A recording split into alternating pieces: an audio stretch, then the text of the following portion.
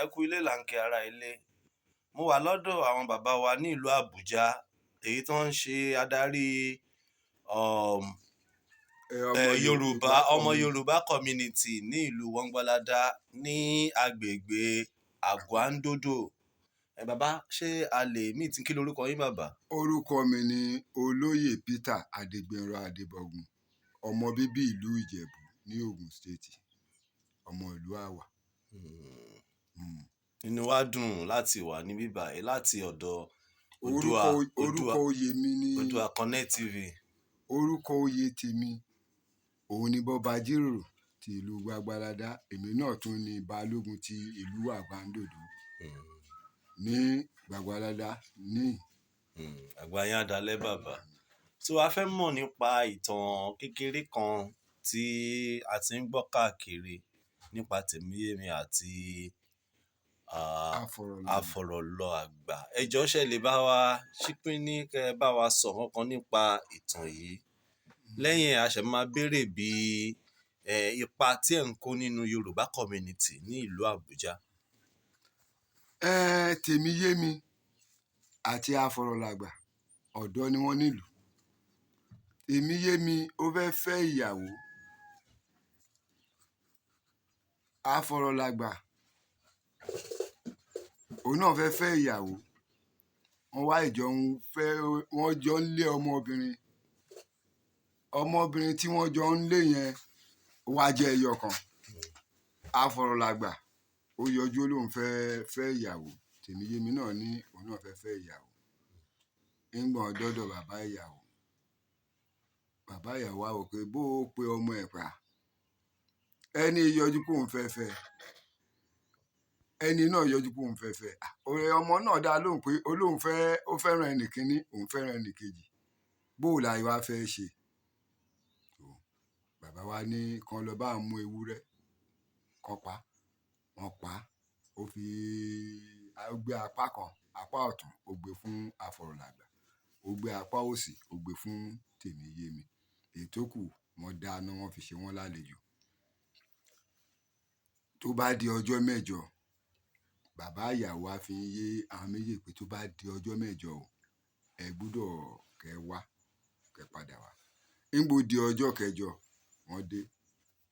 Bàbá ìyàwó kí wọn. Afọ̀rọ̀làgbà ìgbà tó ó délé ó fi ọ̀rọ̀ lọ àgbà pé bàbá ìyàwó òun apá ẹran tó gbé fóun rèé, pé tó bá dijọ́ mẹ́jọ ńkọ́ kóun padà wá. Afọ̀rọ̀làgbà àgbà wa dá Afọ̀rọ̀làgbà lóhùn pé apá wo ló fún o lápá ọ̀tún, ó ní lọ gé kó sè kó fún àwọn èèyàn. Tó bá dijọ́ mẹ́jọ kó lọ ra ewúrẹ́ mi apá ọ̀tún tí wọ́n yọ fún ẹ̀yẹn kó yọ kó mú lọ. Tèmíyèmí délé kò fọ ọ̀rọ̀ lọ ẹnikẹ́ni, ó jókòó ń tẹ gbé apá ewúrẹ́ gbé sínú ilé. Ó dijọ́ pé ọjọ́ kẹjọ ọjọ́ pé ọ̀pọ̀lọpọ̀ àwọn èèyàn wọ́n jókòó wọ́n fẹ́ mọ́kọ ìyàwó. Wọ́n pe Tèmíyèmí ó jáde, wọ́n pe Afọ̀rọ̀làgbà ó jáde. Apá ewúrẹ́ tí mo fún ẹ dà Afọ̀rọ̀làgbà? Tèmíyèmí apá ewúrẹ́ tí mo fún ẹ dà? Afọ̀rọ̀làgbà ó dìde. Nígbò tí Fọ̀rọ̀làgbà àgbà ti kọ́ ọlọ́gbọ́n, apá ewúrẹ́ apá ọ̀tún tí wọ́n fún ó gbé lẹ̀ tútù tó jẹ́ ẹran tí wọ́n ṣẹ̀ rí pé tẹ̀jẹ̀. Tèmíyèmí gbé tiẹ̀ wá kó tó ẹ̀ tó gbé jáde kó tó túnú kínní òórùn ti bo gbogbo èèyàn. Bàbá ìyàwó á kí wọn, ó rọ̀ wọ́n, ó dúpẹ́ lọ́wọ́ àtàrà onílé àlejò tó bá wà. Ó ní Tèmíyèmí ó ló lè fẹ́ ọmọ òun tó bá fẹ́ ọmọ òun bó ṣe bá apá ewúrẹ́ yìí jẹ́ bí wàá ṣe bá òun jẹ ni. Ìwọ Afọ̀rọ̀làgbà arábìnrin dìde kúnlẹ̀ síwájú ẹ̀ ọkọ ẹ̀ nìyẹn. Bí Afọ̀rọ̀làgbà bó ṣe di ẹni fẹ́ yàwó yẹn lágbára tọ́lọ́ bó ṣe jẹ́ ni. Àgbáyé adalẹ́ bàbá, ọgbọ́n yín ò ní tán. Ipa wo gangan lẹ̀ ń kó ní ìlú Àbújá fún òṣèlú tó tiẹ̀ ń bọ̀ lọ́nà, nítorí pé a ti ń gbọ́ pé Yorùbá ló kàn. Orúkọ mi ni Ọlálékan Owolabi, atọ́kùn ètò fún Ooduaconnect TV, the voice of Yoruba race. Kí ni èròǹgbà yín fún àwọn Yorùbá community ní ìlú Abuja àti ní agbègbè Aguwandodo Gbangbanlada tẹ̀wá yìí?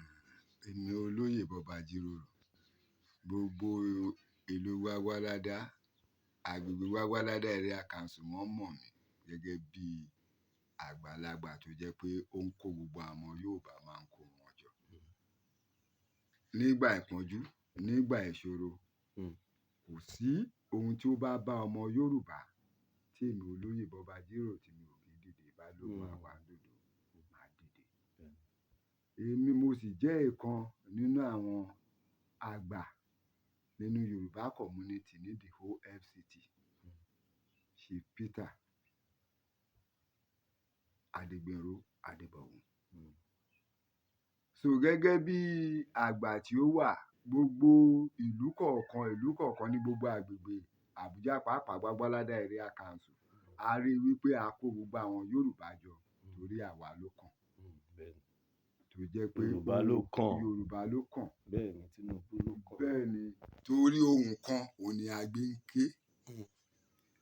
Gbogbo Yorùbá community lápapọ̀ tó bá di ọ̀la gangan nísìnyí alẹ́ president wa titun ààrẹ titun tí ó pa gbogbo wa papọ̀ ọ̀la la máa ṣe ìbúra fún. Èyí tó jẹ́ fún gbogbo Yorùbá community. Fún gbogbo Yorùbá community pátápátá gbogbo ọmọ Yorùbá lápapọ̀ ní Abuja gbogbo area council mẹ́fẹ̀ẹ̀fà Amaki Buhari Gbangbanlada Kuje Abaji Pali area council tó jẹ́ olórí gbogbo wa. Èmi náà mo sì jẹ́ ìkan nínú àwọn àgbà tí ó jẹ́ pé ohunkóhun tí wọ́n bá fẹ́ ṣe a gbọ́dọ̀ wà ńbẹ̀. So ọmọ Yorùbá tó bá jẹ́ ọmọ àlè òun nìkan ló máa fà sẹ́yìn nínú ìrìn àjò tí a rìn lọ ní Abuja. Torí àwa ló kàn. Yorùbá ló kàn. Tinubu ló kàn. Ní gbogbo ọ̀nà àdúrà mi ni pé kí Ọlọ́run bá mi lọ́ra ẹ̀mí bàbá. Àdúrà tèmi ń gbà láàárọ̀ lọ́sàn-án lálẹ́ kí Ọlọ́run kó bá mi lọ́ra ẹ̀mí bàbá. Tí Ọlọ́run bá ti bá a lọ́ra ẹ̀mí bàbá kò sí gbogbo ọgbọ́n òun ni. Ìyanu àṣẹlẹ̀.